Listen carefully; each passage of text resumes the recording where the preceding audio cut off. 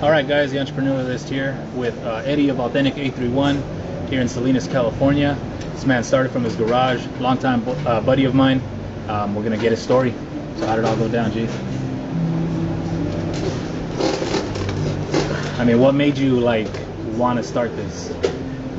Just looking for the opportunity of, what to do, man. Like, it's like you just got to basically pick what you're going to do and go after it, because for years I was just thinking of what to do and where to start and or even like what type of business to even pursue, but just making the determination to buy the little plotter and the heat press thing, and from there it came to all of this. Like, it was really just like, I don't know, it's weird. Yeah man, because I remember like back when we used to work together at Blockbuster, like there was never really a lot of business talk. It was more just shooting shit, joking, enjoying the day. And then when all that shut down, like all of a sudden you just fucking completely turned your mindset and went business. And we kept in contact here and there, but it wasn't like an everyday thing. And then little by little, you started doing it.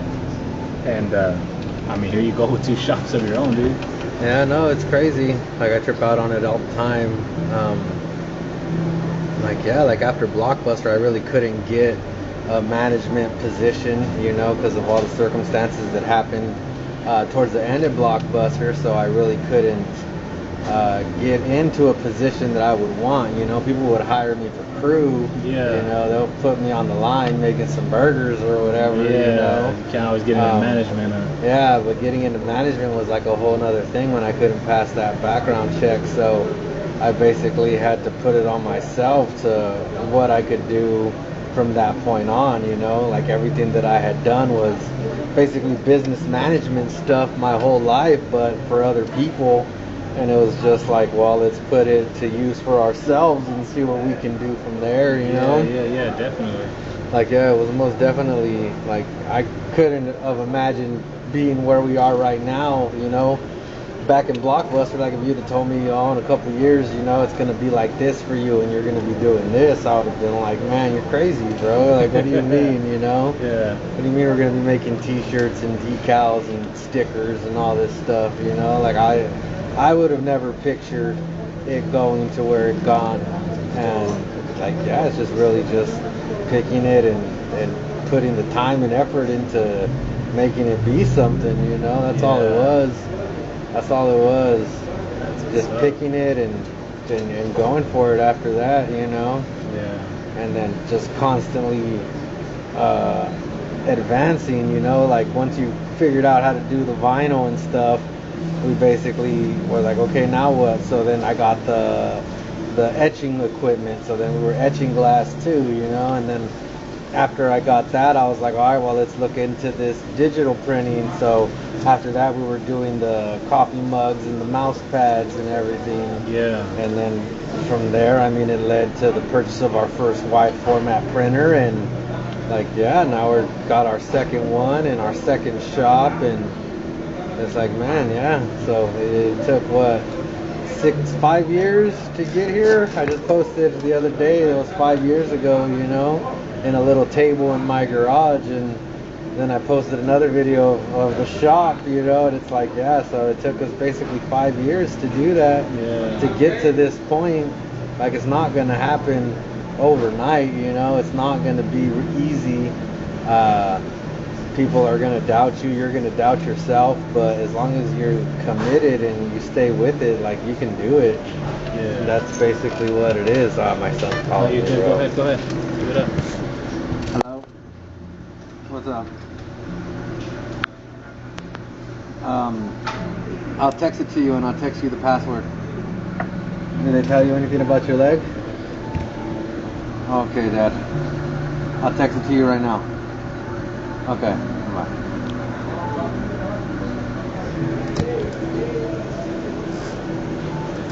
Text him. Oh, should I have 2 missed calls too? Let me text him.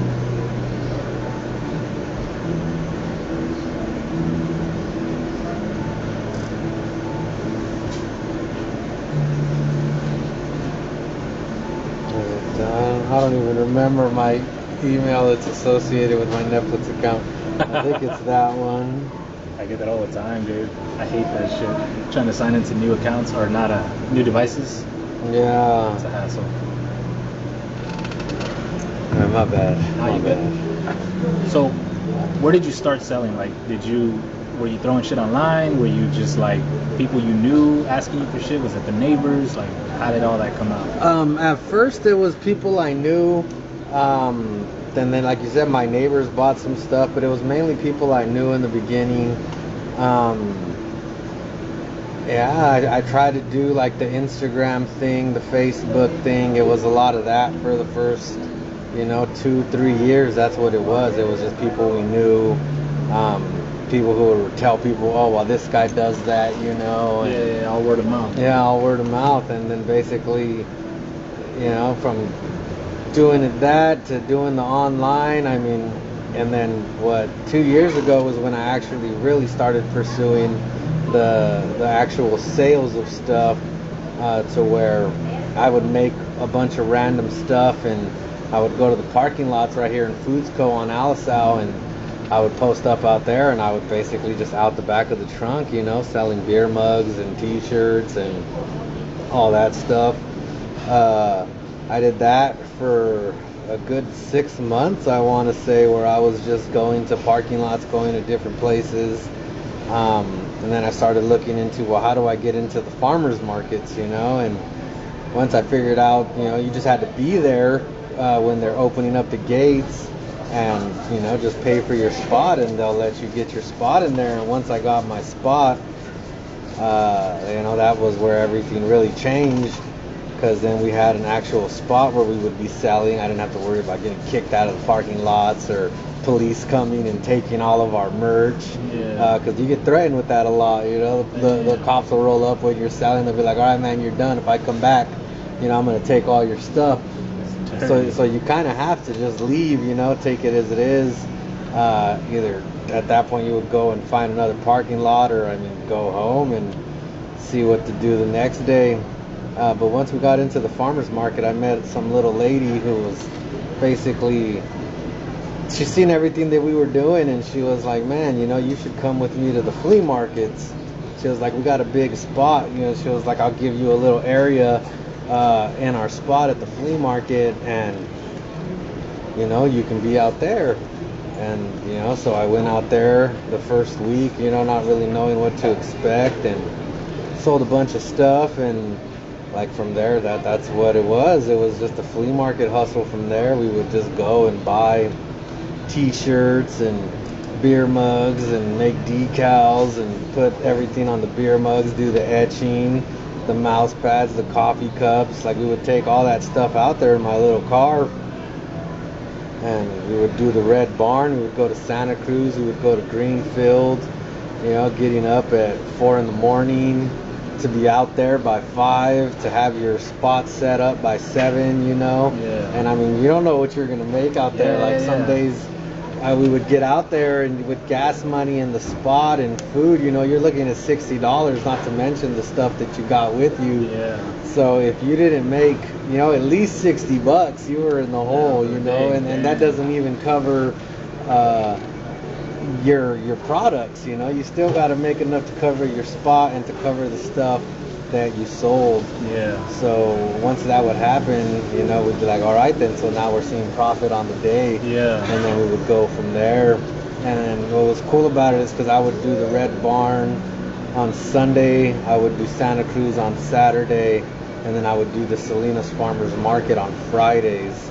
So it was basically 3 days a week that I was actually out there selling, and the rest of the week I was in my garage just making stuff, trying to, replenish the stock. And it went like that for a while. It was like that, I want to say, for about 1.5 years, 2 years. Just straight hustle. Just going to the flea markets every day that we could, and then the days where we weren't, we were just making stuff. And so all this time you didn't have a job, you weren't holding down a job. This was your job. This was the job. You took that risk. Yeah, you took that risk and you jumped right into it. And most definitely, like 2 years ago, I hit up one of my boys, because my girl was looking for a new job, and I hit him up if they were hiring for management positions because she's a store manager and she wanted to see about getting something different. And when I was talking to him about that, and he was like, well, what are you doing? He was like, well, I'll give you a job. And, you know, I was like, okay, you know, and I talked it over with her, and I was like, well, he says he'll give me a job, you know, it's a fucking Jamba Juice and shit. So it was a check. So that's how I was looking at it, you know. I was like, it's money, it's not income. something you want to, I'll be able to advance, you know. He's like, yo, we're going to make you a management. As soon as you come in, you know, you'll be right underneath me, assistant to the store manager. I'd already worked with him at Little Caesars and then to Blockbuster, you know, so I knew that I would have been able to advance with him, but I would have been under him.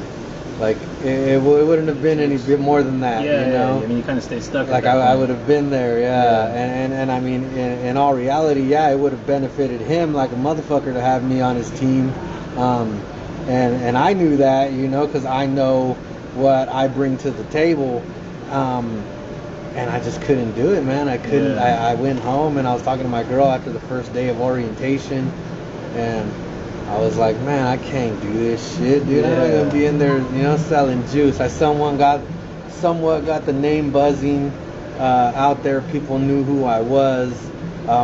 Getting a little recognition in the little cannabis community that we were running in, that I was doing all of the printing for. So it just didn't seem right to go backwards, you know. That's like exactly what I see it as. Really, it is just going backwards. And I just couldn't do that. I could not, like, just sit there and sell juice. So you took that risk, you turned it down, and you just go full steam. Yeah. Just focus on this. Just focus on the printing and learning new stuff and doing different stuff and trying to figure out what's going to be the next thing. Do we come up with our own brand? Do I come up with our own, like, different types of shirts, just random stuff to sell? But that was it, man. It was, I knew it wasn't anything else worth doing. How'd it come out?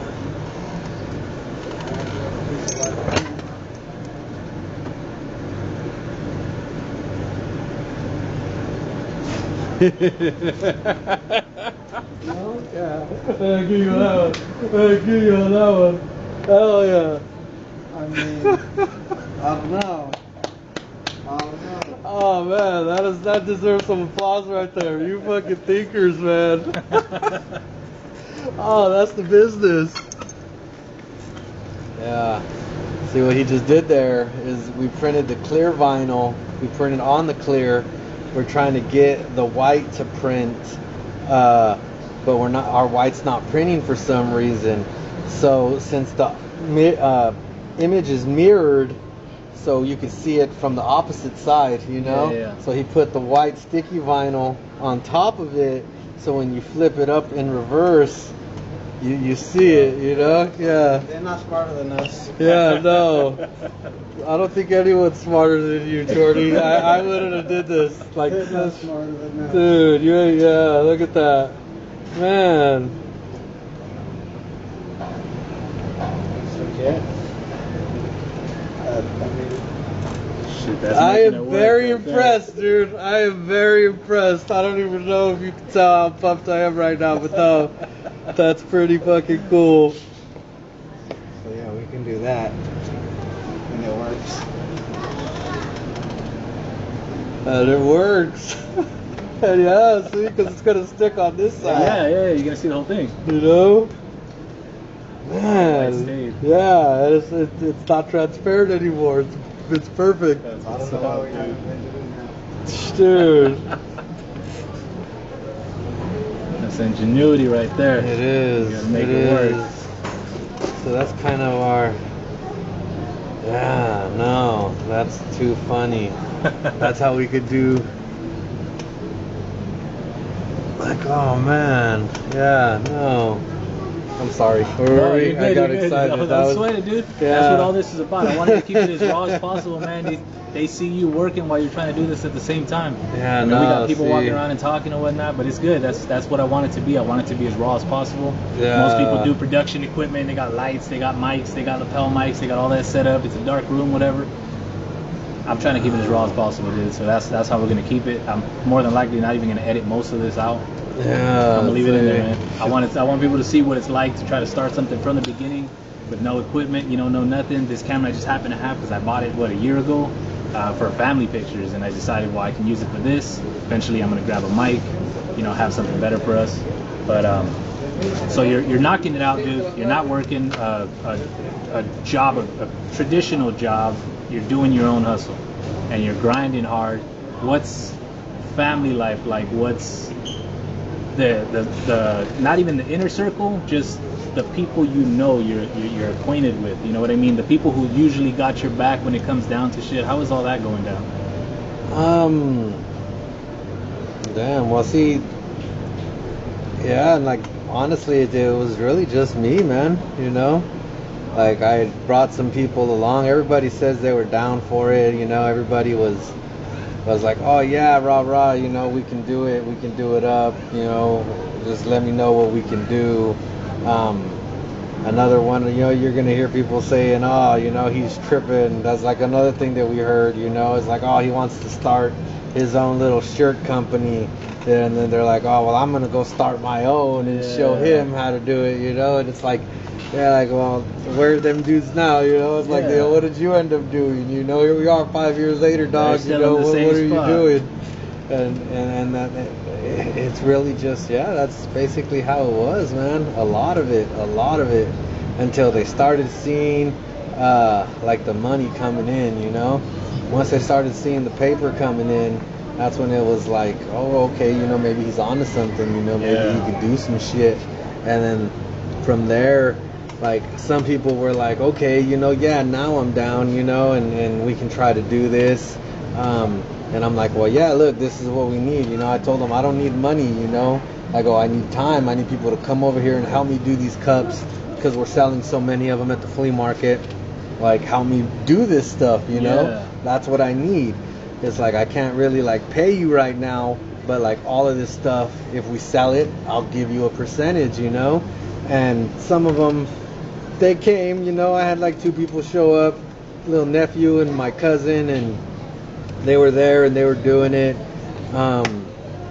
And yeah, like fucking, they just stopped coming. Like, everybody was down for it and they all wanted to do this and they all wanted to do that. And it's like, one of them was like, oh, well, I could be over here and I could be getting sales and da-da-da. And I'm like, man, I don't need you to get sales, dog. This is what I need you to do over here, you know? So it's like, they're down to be on the team, but they want to play the position they want to play. They don't want to play the position that the team needs. They want to play their position, and if the team can't fuck with that, then fuck the team. It's like, if I can't drive, I don't want to go.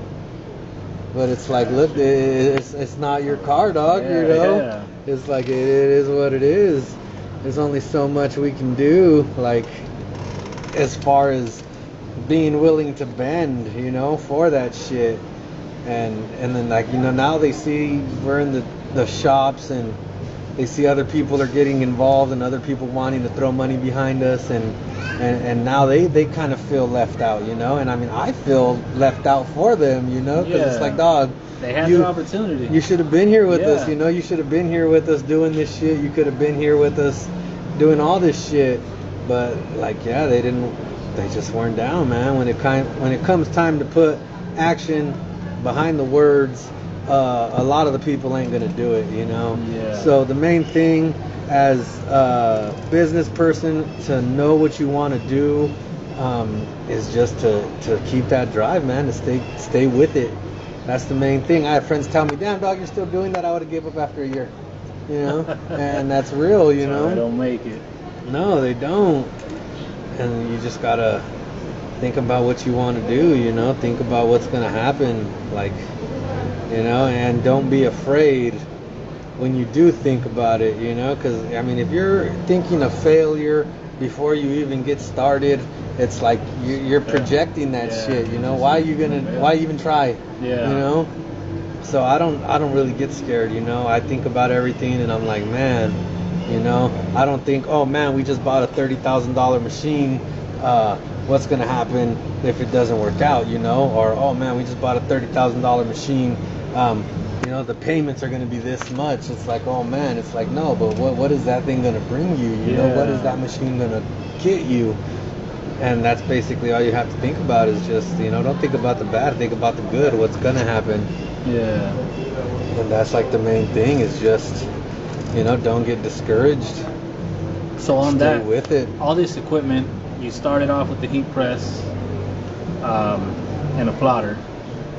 And then from there, were you getting someone invested? Was someone like throwing money at you? No, it was all me. Looking for investors anywhere? No, you hit a family for cash, anything? You basically got to invest in yourself till other people want to invest in you. You know, like it was all the money that I had when I bought the plotter and the fucking heat press and the computer. You know, and like I would make stuff. And I would sell it in the beginning, and then I'd be like, okay, well, you know, I gotta go buy groceries, you know, I can't buy the roll that I just used because I gotta go and buy groceries, you know.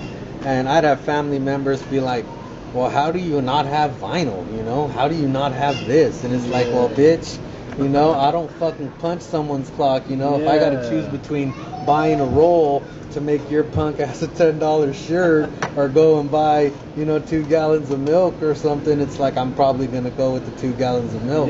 It's like, if you really want that shirt, check it out, give me a deposit, I'll order the stuff and I'll make it for you. There you go. But the majority of them, they wouldn't want to do that, you know. And it's like, okay, it is what it is, you know. And that's basically what it was a lot of the time, you know. A lot of the time it was like, well, okay, you know, we made a little bit of money, but it's like, fuck, you know, we have life like everyone else, you know. You have life, you have shit to pay, you got shit that you got to do. I didn't look for investors until I would say I was like 3 years in, and I did approach some people, but I mean, it's like, they're like, oh, what the fuck is Eddie gonna do? You know, it's like, oh, you know, like they didn't want to do it. Yeah, you know, nobody believed it. Nobody believed it was possible till we got here, you know. And then it's like, even some people still, like, they look at everything we did like if it was nothing, you know. It's whatever, you know. Like, people just do this shit, you know. It's like, oh, I could do that if I wanted to. Like it's like, oh yeah, that's why you're just gonna go and work for someone else for the rest of your fucking life. Yeah. It's like, get the fuck out of here, dude. And that's like a lot of the shit is just not getting discouraged with people, man. That's the main thing, you know. Yeah. It's like dealing with people and doing your own business. You just become accustomed to the bullshit people do, you know. Yeah. And so you start tuning it out. Yeah, you just start tuning it out, you know. It's like, I don't need for them to be happy for us. I don't need their congratulations. Because I'm happy for myself, man. Definitely, you know, man. I'm proud of myself. I look at everything, you know, and that's what's cool about that where we're at, the indoor swap meet, is because I'm from this neighborhood. I grew up in this neighborhood. I grew up a block down the road, you know. So I see a lot of people that I grew up with here, and the look on their face when they see that this is like our shop, I'm not just an employee, it's like, nigga, this is mine, bro. Check the card, it says owner. Yeah. Like, to them, that's like, you know, what the fuck, you know? Like, some of them just leave really quick, like, they don't even want to talk to me, you know. They just, okay, bro, see you later, you know? Because, like, yeah, they can't handle it, I guess, you know. It's like, fuck, how's this guy come back over here and he has a little store, you know? And that's what it is. It's like, I mean, I could hear people, oh, well, he's just in the swap meet, you know? But it's like, first it was, oh, he's just in his garage, you know? He's just going to the flea market. It's like, oh, he's just in the swap meet. It's like, oh, he just bought another house, you know? They don't realize it just started in the garage. It's like, dude. And now you're in a swap meet. And obviously this isn't the end goal, right? No, this is not. We're still planning on going further, taking it, you know, to another space. like this is really just the beginning. We're 5 years in, and I look at it as just the beginning, you know? Yeah. Like getting here, like all the definitely. stuff before, like it got us to here, and this is basically start, you know? Yeah. And like coming back to the neighborhood that we grew up in, and I can say it's the beginning because it really feels like we went full circle on the Monopoly board, you know? Like I literally just passed go right now. Yeah. You know, I'm barely Same collecting over, my yeah, $200. Collecting that first 200 when you go around the first time, right? That's You what's feel up, me? dude. I like that. I like that a So, lot. and that's how I look at it. Like when I seen fucking that we could be in the swap meet and where it's at, like that's what I was like. I was like, man, we just passed go right now. I go, we just went full circle. I'm like, we're back in the neighborhood, hustling. I was like, but we're not on the streets anymore. We're in the building, you know? Yeah. And that's basically what it is, you know? That's It's what's like up, dude. a hater will look you in your face, smile at you for everything you've done, and then ask you, well, when are you going to do this? You know? It's It's not like, about motherfucker, I'm not worried about your time frame if I'm Yeah. moving too slow for you or something, you know?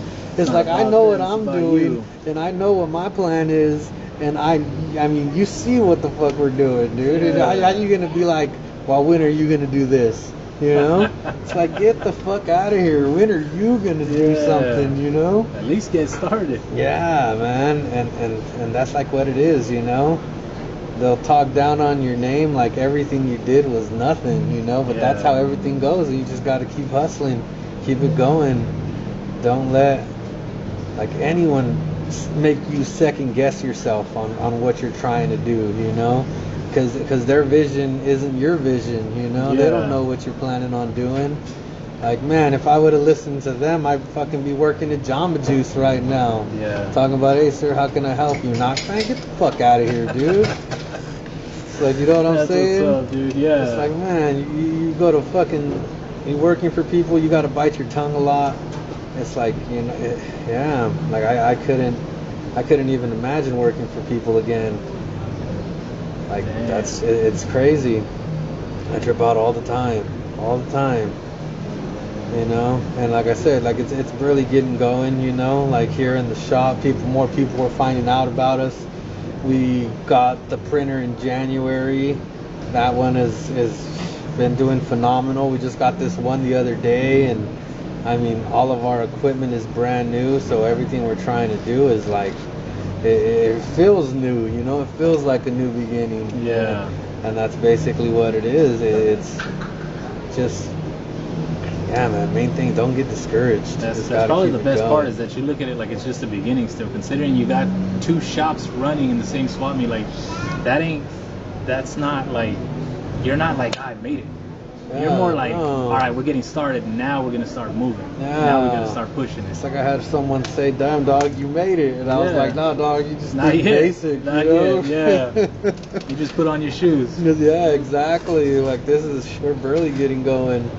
That's Like, what's up, yeah, I can say that I would probably keep these shops forever, you know, as long as we can keep them, but still move on to like a bigger warehouse to do the printing, and basically just come in and check up on this space, Yeah. you know.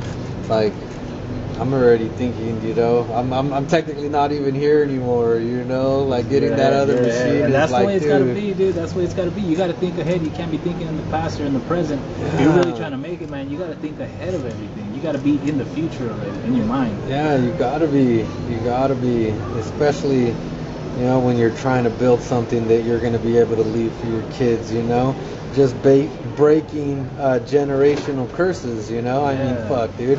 I was never taught about credit. I was never taught about business, you know, and it's like this is the shit that like I can say that I'm teaching my kids, you Yeah. know. It's like my youngest son is gonna have a much broader vision than my older kids, because my younger son, he's seen me do this. I would take him with me to the flea markets, you know. He would see me in the garage for hours. He sees me coming to the shop. He sees me making stuff.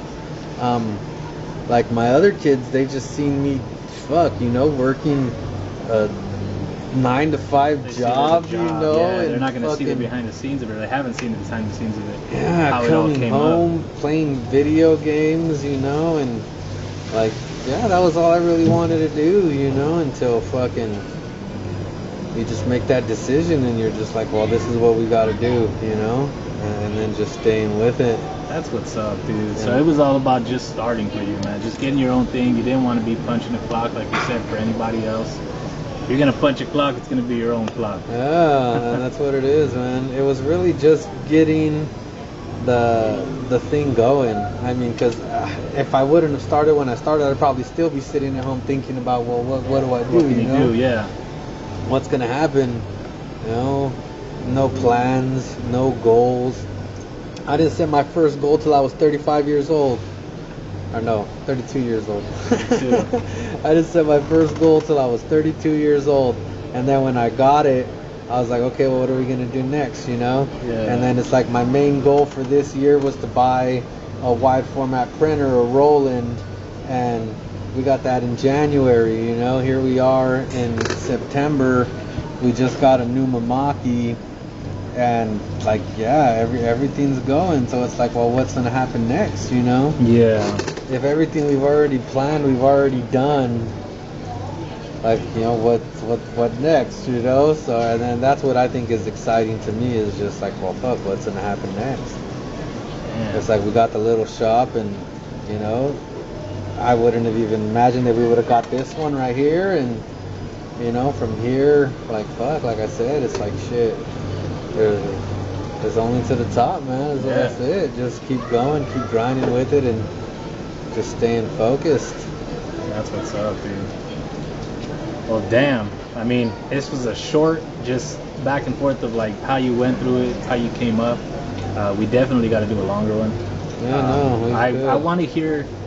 I guess for next time, I want to get in depth and kind of, so you can explain to them, like, it's not about everybody backing you. Like, you got a lot of people that were against you, including family, that just didn't support it. That's what it felt like, man. Yeah. It felt like it was an uphill battle, you know? Yeah. Like, just, I mean, you know, family might not want that from you, and that's what it feels like for me, you know? It's like, they don't Yeah. want that from me.